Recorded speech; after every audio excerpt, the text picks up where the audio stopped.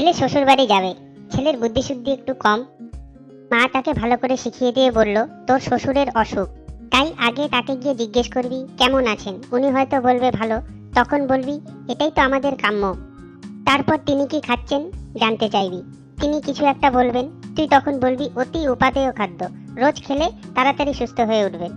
তারপর জিজ্ঞেস করবি কোন ডাক্তার তার চিকিৎসা করছেন, ডাক্তারের নাম শুনে বলতে পারবি তো দারুণ ডাক্তার, খুব তাড়াতাড়ি ভালো হয়ে যাবেন। আর সবসময় মুখে একটা হাসি রাখবি।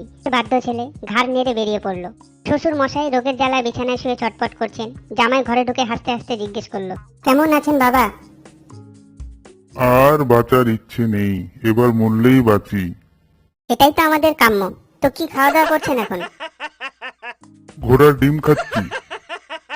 বাহ বাহ, অতি উপাদেয় খাবার, রোজ খেয়ে যান, ভালো হয়ে যাবেন। তা কোন ডাক্তার দেখাচ্ছেন? জমকে দেখাচ্ছি। খুব ভালো ডাক্তার, বেশ নামকরা ডাক্তার, আপনি কিছুদিনের মধ্যেই ঠিক হয়ে যাবেন। এরকম আরো মজার ভিডিও দেখতে আমাদের চ্যানেল অবশ্যই সাবস্ক্রাইব করুন।